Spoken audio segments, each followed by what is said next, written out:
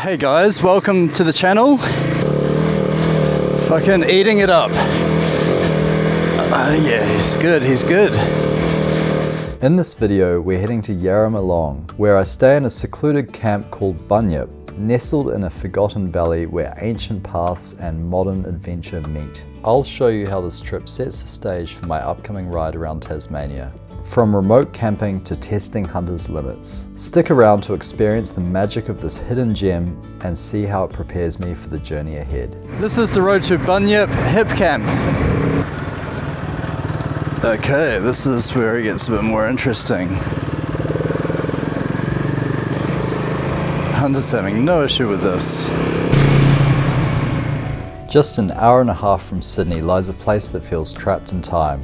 This is Yarramalong, home of the Darkinjung people. For thousands of years, these were pathways for walking and gathering food. Later, the white man came for the cedar and the farming, but they never industrialized it. It remains a forgotten valley, a mix of citrus, dairy, and silence. I'm heading to a place called Bunyip. It's a hip camp tucked away in the rainforest, and to get there, you have to leave the pavement behind. Definitely got a lot more confidence on this kind of terrain after going through that training. Okay, fairly steep little hill. Alright, looking good. I've got my ABS turned off as well, which is great. Full control. Okay, very good, Robin. Some fairly technical terrain. Woo! The entry is the gatekeeper.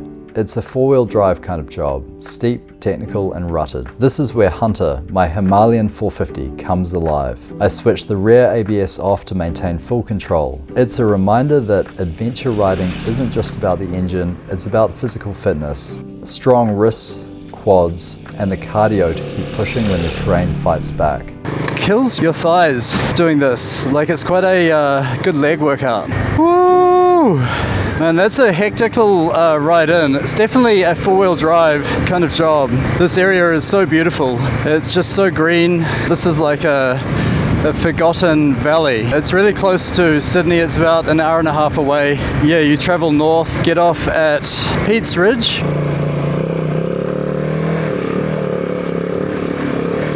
Oi!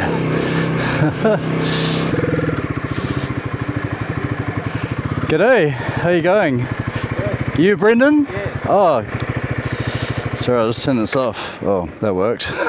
Robin, Oh, g'day, Robin. good to meet you.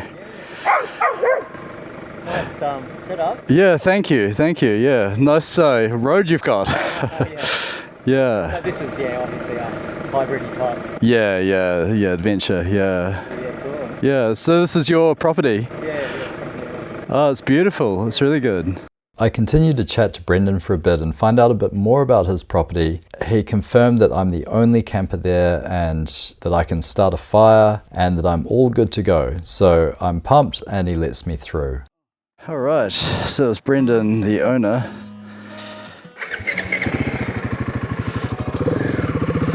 So it's from this point on is his farm. He's obviously an artist kind of guy. Definitely a character.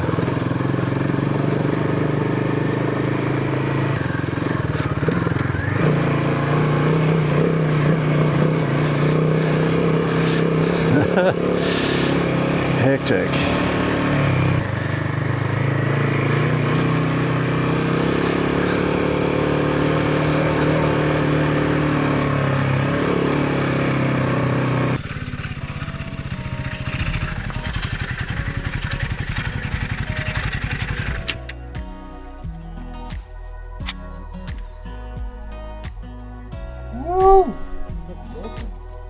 I arrived to find I was the only one there. No other campers. Just Brendan, the owner, and his dog, and this incredible shelter. It's simple. Rainwater showers, a drop toilet, and a fireplace. But it feels like luxury. It's indoor living, outdoors. Let me take you for a tour. So this is the shower. He's got these cute signs all over. But yeah, so this is a shower. It's a very simple shower. There's rainwater going into these tanks, so there's potable water here. which is really handy. Really basic kitchen. And then they've got this kind of living room area, which is so amazing. It's just a sheltered section and it's really comfortable to just sit on. Basically, we're right on the edge of a rainforest. The rainforest goes up towards this direction. It's got a little fireplace down here. He said it was okay to use. It is very hot and dry at the moment, but he gave me the permission. It's just doing its thing. There's a toilet here. He's got a map of the place. And then just a very simple toilet. Definitely luxurious compared to not having a toilet. And then you could camp anywhere around here, and most people probably do camp here. Where I've decided to camp is down in this little billabong, for lack of a better word. Yeah, this is where I've chosen to camp, partly because it was just in the shade. When I got here it was super hot, so yeah, this is my little tent set up and camping chair. Nevertime is a place that mostly does as it wishes, but it is not a museum. It is alive and growing. We do not own this place. We are here to help. In Aboriginal lore, the Bunyip is a mysterious water spirit said to haunt billabongs and secluded waterways, both feared and respected by those who know its stories. For me, the Bunyip became a metaphor for the unknown challenges and inner fears I faced on this journey. Just as the Bunyip embodies the wilderness and mystery of the landscape, this trip reminded me that confronting the unseen can be intimidating, yet deeply rewarding, revealing strengths you didn't know you had.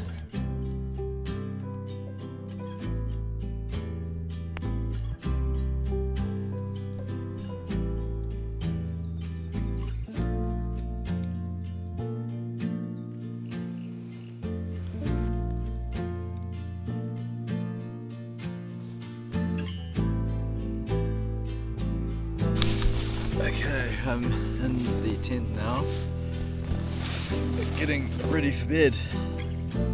Good night. It's Christmas Day today.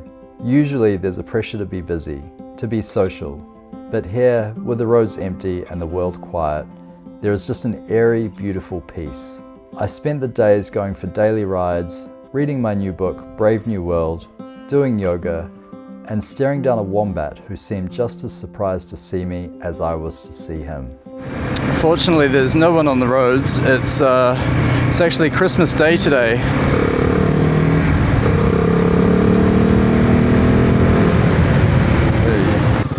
The Lingalonga Road. Really not sure where I'm heading now. I do have a full tank of gas. Christmas Day always has a different, like an airy feeling to it, because you know everyone is not working, everyone is doing their family celebrations. It's a really beautiful area in New South Wales. It's really only an hour and a half drive from Sydney.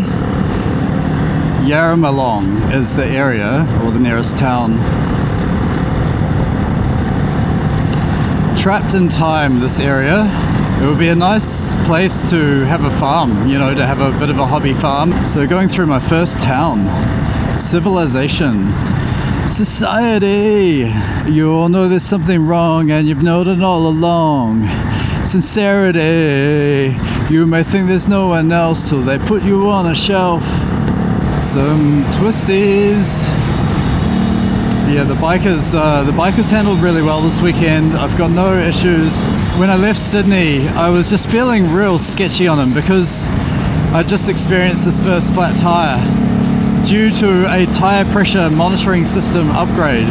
And that's the thing with all these upgrades, they add a lot of complexity, a lot of electronics, a lot of failure points. Who knows if they'll be on my bike for a long time. Maybe I will realize that simplicity is better than technology. I've brought my own version of society along. All these creature comforts. Some more necessary than others though. And I think the Viridian cruise control, while it's a real luxury, if I'm doing really long motorway trips, it will just decrease my fatigue a lot, which should effectively make motorcycling safer if I'm less fatigued, because it is fatiguing driving a motorbike. You know, you're like dropping up and down gears all the time. I've realized as well there is a and off-road fitness that you need to have.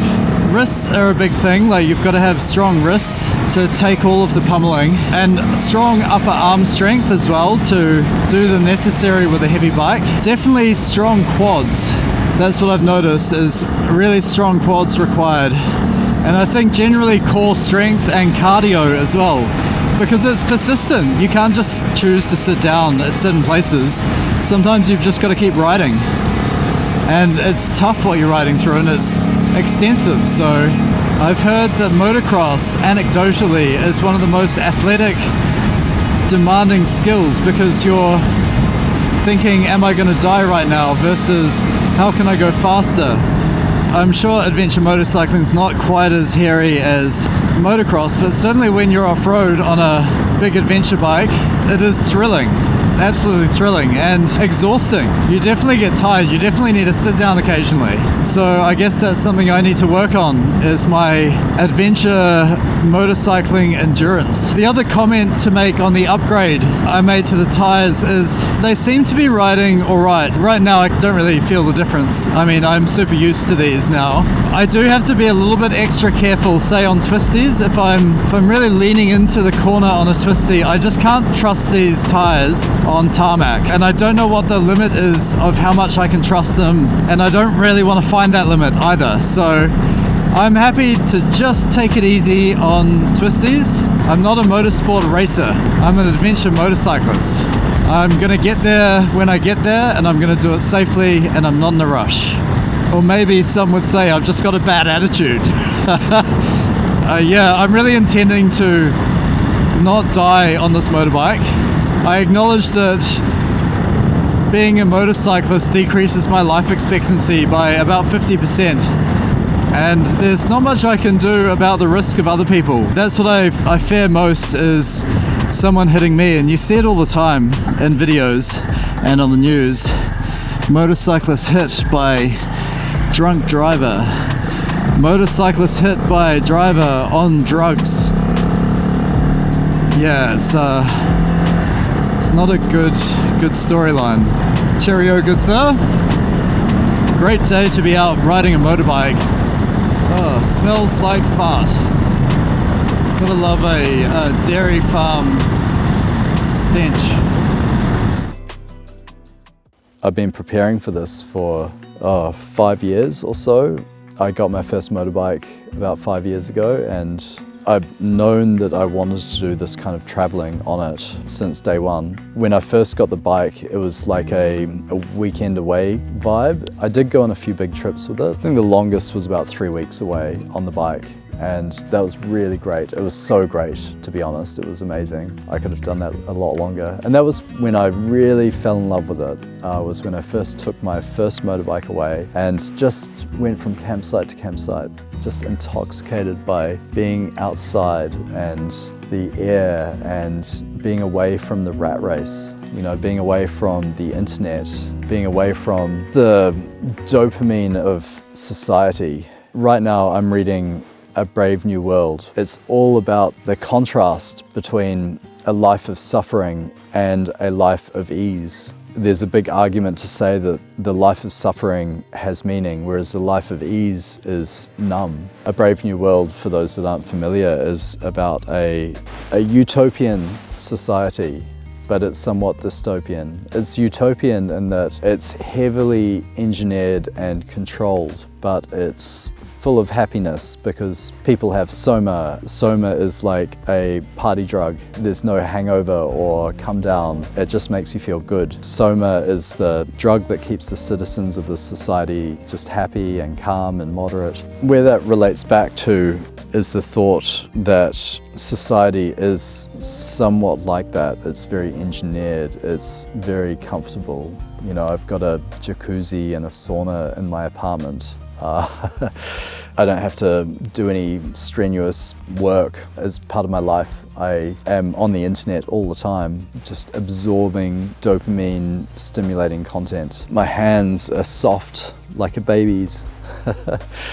And I've thought about this quite a lot. As a species, we have been domesticated. We are indoor cats right now. There's the outdoor cats. In the book, they call that the savages, and they live off the land and they're more natural and they have to go by the way of normal organic life. In the civilization, in the society, it's so governed. You have to follow the rules of society, otherwise you aren't allowed to be there or aren't allowed to participate, or there's severe punishment. You have to pay your taxes. You have to have a job. You can't just live on the street easily. You can't choose your own path so much with society. Whereas with this freedom, being a savage, there's all of the suffering of life. Like I got hurt my hand today just breaking wood. There's all of these things that are uncomfortable with being outside. It's not warm, or it's too hot. There's not enough shade. It's raining, I don't have cover, I don't have shelter. You know, I don't have a comfortable bed to sleep in every night. I don't have sheets, clean sheets, pillows, things like that. These things that make us really soft as humans when, as a species, we've been existing on this earth for millennia. You know, living off the land, sleeping on the ground, catching fish with our hands. We've been surviving. The reason we're here today is because we've survived for so long as savages. And now we come to this point in our civilization where we are in a society that gives us effectively Soma, especially if you look in the US pharmaceutical crisis. That's a very good example of Soma, where people are just numb. They're knocked out, they're numb to the reality of the world. That's the argument, is to live in society or to be a savage. That's the choice that everyone should be able to make, but few are brave enough to. That's the choice I want to make. I would love to escape society and be a savage, just feel life again. And that's what I think adventure motorcycling gives me, is that ability to feel. You're feeling the adventure, you're feeling the travel. You're not on a flight from hotel room to hotel room. You're waking up in the forest and all you've got is the stuff on your bike. It's such a visceral feeling. It's cathartic when you come out on a motorbike. It's raw, it's untamed. That's really the thing I love, is escaping society, finding this feeling, even if it's fleeting, and just trying to do it as much as possible between now and the rest of my life. Obviously, one has to exist in society. One has to have a reputation. One has to have assets. One has to prepare for their retirement or prepare for not having an income. One has to do the right thing in front of their family. One has to be seen as a good producer and contributor to society. I think all those things are given, but I think there's another road. There's a road that you can choose, that it isn't just about the daily grind. It's not just about contributing to society, but it's also about feeling life, feeling free, getting back to your roots as a man in nature. That's the other road that I want to take, and it's great. I feel great about this. I feel blessed, and this is just the beginning. This is day 3 of my start of my around the world with Hunter, and it's going to be a slow around the world, Hunter. We're not going to be driving all the time, buddy. The purpose of this trip was simple: preparation. I'm getting ready for a massive trip to Tasmania, and the road to Bunyip taught me a hard truth. I have too much stuff. I've brought my own version of society along with me.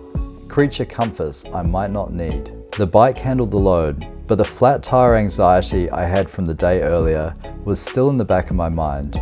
Trusting your gear, especially your tires on the twisties, is a mental game I'm still mastering. So this is me trying elephant turns. And for those that don't know, an elephant turn is when you can skid the rear tire out and turn around very quickly. It looks rad, it's such a cool thing to do. And I had this great open patch of grass where I could do it, so I thought, oh, I'll take the opportunity. And this is me doing the world's worst elephant turn.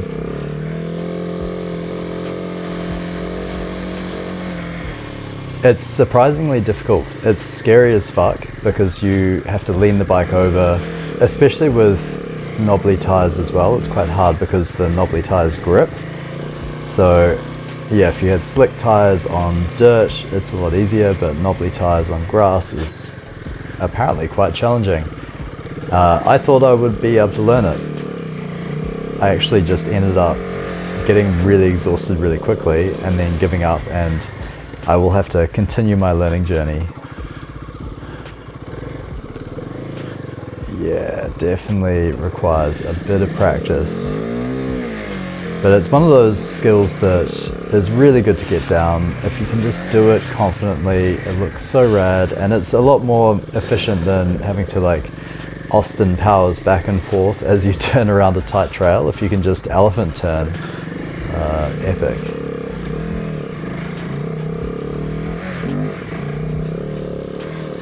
Yeah, this is where I started getting a bit tired, and I'm done. I'm good. Woo.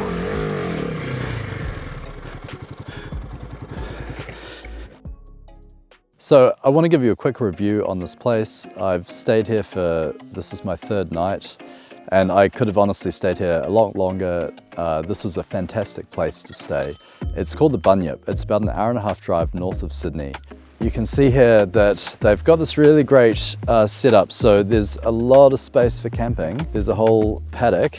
They've constructed a really great shelter, and it's very simple, but it gives you all of the luxury of indoor living outdoor. So it's got very basic living room, and you can obviously camp anywhere around here. That's my ride. There's a fireplace over there. I'll just take you on a quick tour. Everywhere around the property you've got these little signs that just have a bit of a story to tell. It makes it feel a little bit interesting to be here. This is water, so you can get potable water down here. That comes in as rainwater. It's got a very simple shower here. You just fill that up. It's very basic. I had a shower the first day I got here because I was sweaty. It's great. Basic kitchen. Really amazing living room. This has been really comfortable. It's super, super messy, but hey, you know. Great fireplace. Really good, really simple, everything you need. Yeah, still a beautiful spot to spend a few days out of Sydney, getting away from it all. I would highly recommend coming here. The price was very affordable as well. I've been here over Christmas, 3 nights, and yeah, definitely should have booked another night. All right, just leaving my campsite now and heading back to Sydney. Ooh, a little bit of sand. So this is Bunyip. Thank you, Bunyip. I think a bunyip is a child's fairy tale type thing. Wait, it's a very steep hill to start the morning. He's just eating it up, Hunter. All right.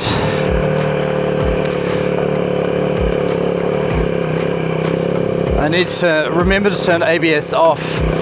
That's one kind of pain point in this motorbike. It's one of the few things I really dislike is that the rider mode doesn't stay. So I've got to change it to rear ABS off, and then I'm good to go.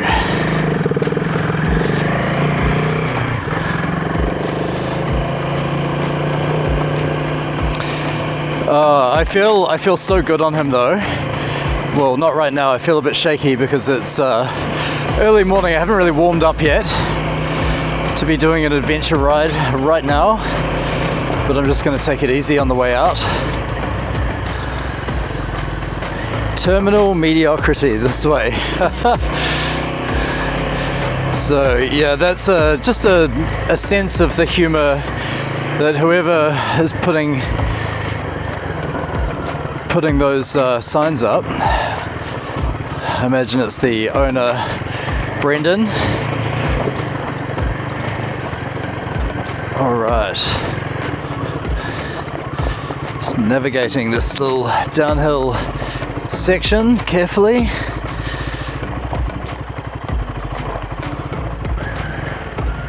It's a really interesting rock formation.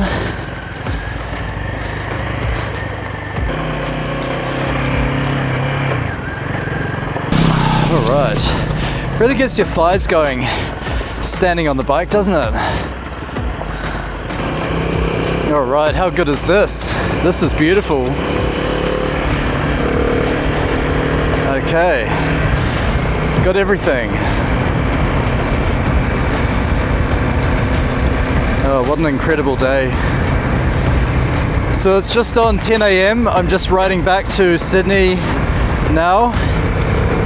I am making my way downtown, walking fast, feeling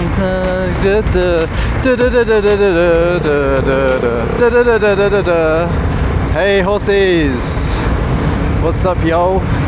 Feeling in a great mood today. It's been an epic 3 days or 3 nights in Bunyip. I've done a bit of riding there, so when I was there I took the opportunity to enjoy his driveway, which was actually a really moderately challenging adventure course. So I definitely spent some time on that thing yesterday. And yeah, generally I've had a really chill time. I've read a lot of my book. I'm reading A Brave New World at the moment. Yesterday it was fucking cold. It didn't rain. It was supposed to rain in the morning. It didn't end up raining. So it was just cold and gloomy all day. But I just took the opportunity to relax, just really chill. I did a bit of yoga, had a meditation, went for a few walks. Yeah, overall really successful trip. And the purpose of this trip was really to prep me for the Tasmania trip. And given that I have too much stuff, generally I've just got too much of everything, so I'm gonna cut it down. I mean, it can't go much smaller, to be honest. It can go a bit smaller. I love that no one's on the roads. Rural New South Wales.